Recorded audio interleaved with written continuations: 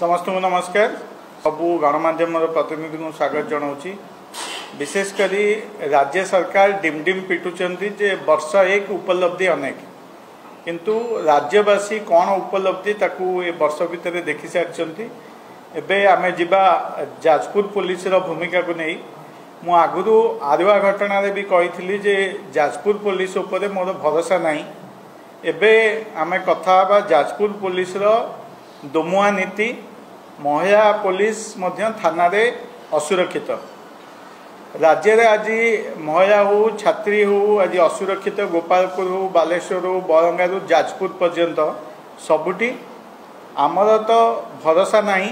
एबे साधारण लोकंकर भी मध्य असुरक्षित मन करुचंती। खोद महिला पुलिस मध्य थाना भितर असुरक्षित बोली जहाँ आपण माने शुणिथिबे एवं पुलिस को मध्य न्याय देउनी। पुलिस धर्मशाला रे जड़े महिला एएसआई निजे एफआईआर करथिले जे राति अधरे थाना रे पसी थाना ऑफिसर को चेयर रे बसी से एएसआई को अब्यूज करथिले, भाषा मध्य कहिथिले, असल्ट मध्य करथिले, मिसबिहेव मध्य करथिले एवं तांकू जीवन रु मारी देवा को धमक देइथिले एवं से महिला ऑफिसर जनक थाना रे निजे सुरक्षित नुहे एवं मेंटली हारासमेंट होउचंदी बोली मध्य कहिचंती।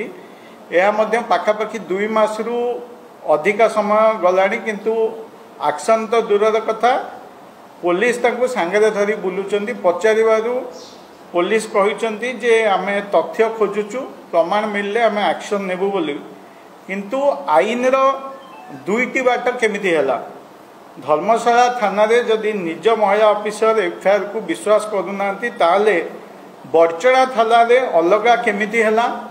गतकाली विलंबित राति रे बड़चना पुलिस आमर जने समर्थक को बिना तथ्य प्रमाण रे राति अधरे उठे नहीं एवं कहिले आमे जहाँ करूचु जाजपुर एसपी निर्देश रे एवं ता पुणी मिछ केस रे जेउथिरे ता ना मध्य एफआईआर नथिला एवं जदि सेई जाजपुर एसपी धर्मशाला रे गोटे नियम करिसेंदी बड़चना पई आ गोटे नियम केमिति हैला।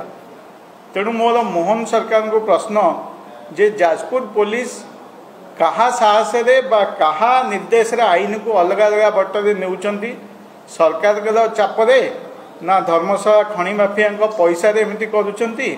शेष में एतिकी कहबी जोटी पुलिस तार निज महिला ऑफिसर को सुरक्षा दे पारुनी, जोटी थाना भितर खणी माफिया माने गाड़ी छड़े नेउचंती सेठी धर्मशालावासी केते सुरक्षित सेटा आपण माने देखुथिबे।